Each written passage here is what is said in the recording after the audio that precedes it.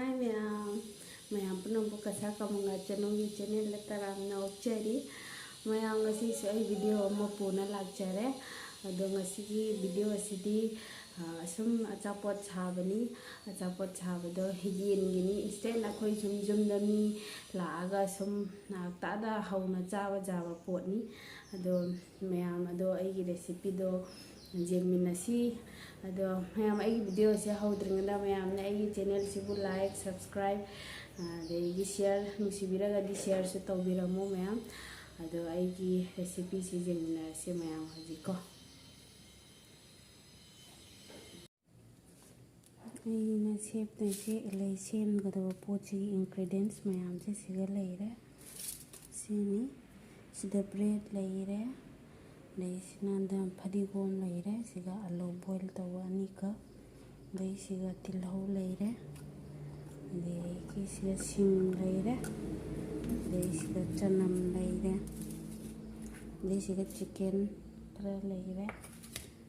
असिनी दै हजिक piece तौरगे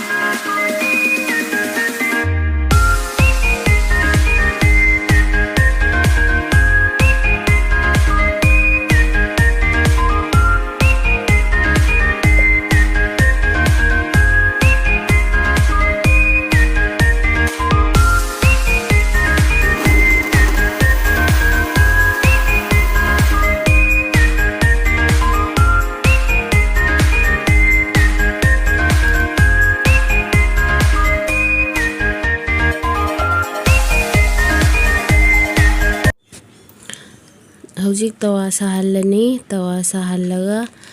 bread Sissu bread से साहल्लनी bread से साहल्ला मतुंगदा क्रंची ओइरा मतुंगदा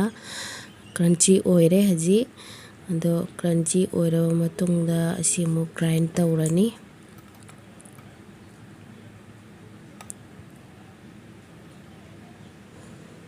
मकुप हाना सुमाइना सोइदत पिरो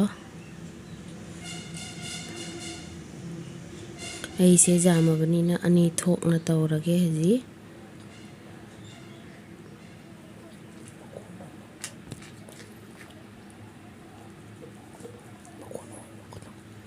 hajik grind tawna loire ai hajik asisimu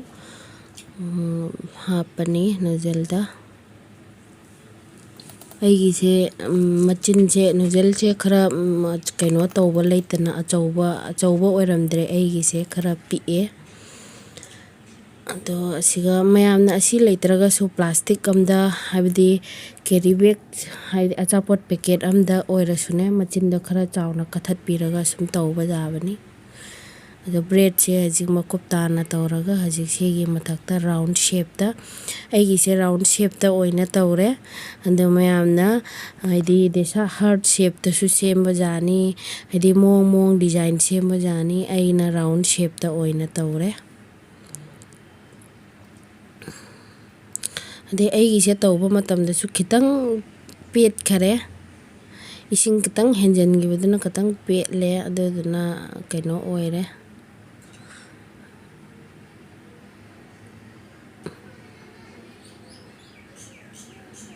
ai hana loina semdokna ready tawna thamme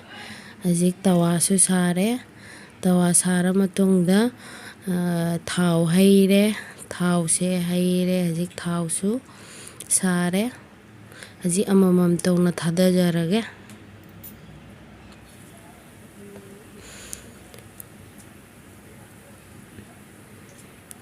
maning mamang fajana haidi fajana sise crunchy oibniyaba ko ado haidi fajana magi masakse haidi brown pura brown oina oirakpa matamda kaino tawbiro haidi sumaina khara brown oirakpadane laukthokpiro aise pura brown oire khara haidi tongan na khara thadaramina katang munba manade aigise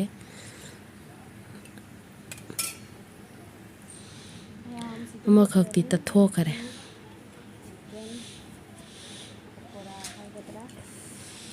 do mayam su try tawna jengbiyo hawbani aigise haidi instant mi lakpa matamda hawna chaba jagani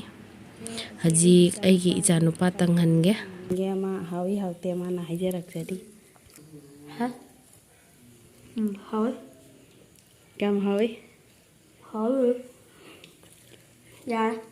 karaba